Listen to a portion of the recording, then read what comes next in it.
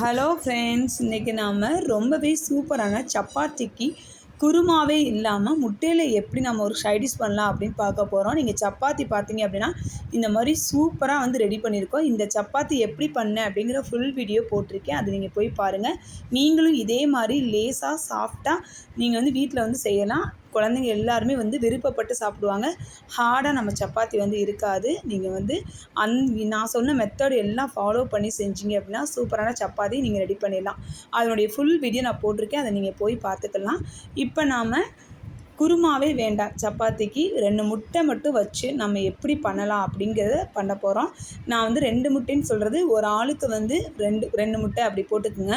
நிறையா பேர் இருந்தீங்க அப்படின்னா கொஞ்சம் கூட கொஞ்சம் நீங்கள் முட்டையை சேர்த்து இந்த மாதிரி நான் சொன்ன மாதிரியே பண்ணிங்க அப்படின்னா சூப்பராக குருமாவே இல்லாமல் குழந்தைங்களும் சாப்பிடுவாங்க. இதுக்கு நாம் கடாயை சூடு பண்ணிவிட்டு இந்த மாதிரி வெங்காயம் நிறையா போடணும் ஃப்ரெண்ட்ஸ். ஏன்னா நீங்கள் சம்டைம்ஸ் எங்களுக்கு முட்டையே வேண்டாம் அப்படின்னா நீங்கள் தக்காளி மட்டும் போட்டு கூட நீங்கள் இதை எடுத்து வச்சுக்கலாம். இல்லை முட்டை வேணும் அப்படின்னா நீங்கள் நான் சொன்ன மாதிரியே ஒரு ஆளுக்கு 2 முட்டை அப்படி கனெக்ட் பண்ணி போட்டுக்குங்க. இதில் இப்போது நாம் ஒரு 10 பேருக்கு ரெடி பண்ண போகிறோம். அதனால் நான் வெங்காயம் ஒரு 10லேருந்து 15 வெங்காயம் பெரிய வெங்காயம் தான் நறுக்கி இதில் போட்டிருக்கேன். இதில் நல்லா இந்த வெங்காயம் வதங்கினதுக்கு அப்புறமா வெள்ளைப்பூண்டு நல்லா நச்சு போட்டுக்குங்க. ஏன்னா நம்ம சில பேருக்கு இந்த வெள்ளைப்பூண்டு போட்டால் உடம்புக்கு ரொம்ப நல்லது. இதில் சில பேர் சாப்பிட மாட்டாங்க. முட்டையிலே நம்ம சேர்த்து பண்ணையில் குழந்தைங்களாம் சாப்பிட்ருவாங்க வெங்காயத்தை. அதனால தான் வெங்காயத்தையும் இதிலேயே வெள்ளைப்பூண்டையும் இதிலேயே சேர்த்து போட்டிருக்கேன். இப்போ தக்காளி நான் 15 வெங்காயத்துக்கு 5 தக்காளி போட்டிருக்கேன். இதையும் இதோட போட்டு நல்லா வதக்கிக்கிறேங்க. தக்காளி சீக்கிரமாக வதங்காது. அதனால நம்ம அதை க்ளோஸ் பண்ணிவிட்டு கொஞ்சமாக உப்பு போட்டுட்டு நீங்கள் விட்டீங்க அப்படின்னா சூப்பராக தக்காளி வெந்துடும். இல்லை உங்களுக்கு தக்காளி சீக்கிரம் வேகணும் அப்படின்னா நீங்கள் கொஞ்சமாக தண்ணி ஊற்றினீங்க அப்படின்னா சூப்பராக தக்காளி ஒரு 10 நிமிஷத்தில் ரெடி ஆயிரும். நம்மளுமே இன்றைக்கி தண்ணி ஊற்றிருக்கோம். ஆனால் ஏன் தண்ணி ஊற்றிருக்கோம் அப்படிங்கிறத நான் அப்புறம் சொல்கிறேன். இப்போ இதுக்கு தேவையான அளவு மஞ்சள் தூள் போட்டுடலாம். இப்போ இது போட்டதுக்கப்புறம் நல்லா வதங்கட்டும். நம்ம ஏன் தண்ணி ஊற்றுறோம் அப்படின்னா இந்த முட்டைக்காக தான் நான் தண்ணி ஊற்றுறேன். இப்போ பார்த்தீங்க அப்படின்னா நல்லா ஓரளவுக்கு வெந்துருச்சு.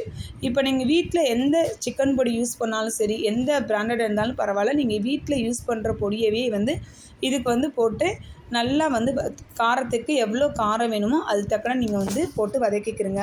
இல்லை சிக்கன் பொடி எங்களுக்கு வேண்டாம் அப்படின்னா நீங்கள் வீட்டில் அரைச்ச மிளகா பொடியவே இதில் சேர்த்துக்கலாங்க.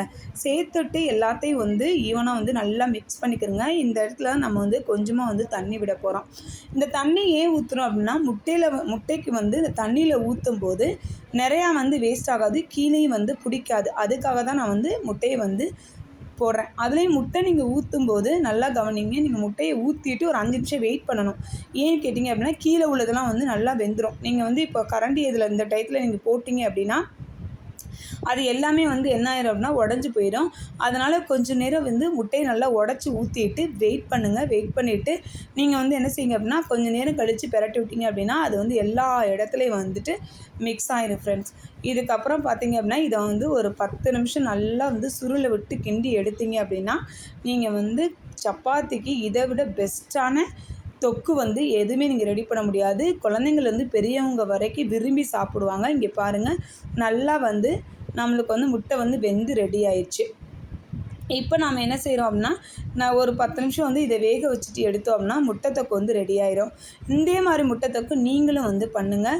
குருமா அப்படின்னா நிறைய பேருக்கு கொஞ்சம் சிரமமாக இருக்கும். சம்டைம்ஸ் நம்ம மிளகாத்தூள் மல்லித்தூள்லாம் போட்டுருவோம் நிறையா. அதனால் இந்த மாதிரி நீங்கள் செஞ்சு கொடுத்தீங்க அப்படின்னா உங்களுக்கு ஈஸியாக இருக்கும். இப்போ நம்ம சப்பாத்தியை பாருங்கள், நம்ம சப்பாத்தி நல்லா உப்பி வரும். இதுக்குள்ளே எல்லா டிப்ஸுமே நான் போட்டிருக்கேன். அந்த டிப்ஸை ஃபாலோ பண்ணி நீங்கள் செஞ்சீங்க அப்படின்னா நீங்களும் இதே மாதிரி சப்பாத்தி ரெடி பண்ணலாம். இப்போ பாருங்கள், நம்மளுக்கு லேயர் சப்பாத்தியும் நம்ம ஒரு சொட்டு எண்ணெய் எல்லாமே நான் பண்ணியிருக்கேன். அதை நீங்கள் போய் பாருங்கள். இப்போ பார்த்தீங்க அப்படின்னா சப்பாத்தி நல்லா உப்பி வரும்.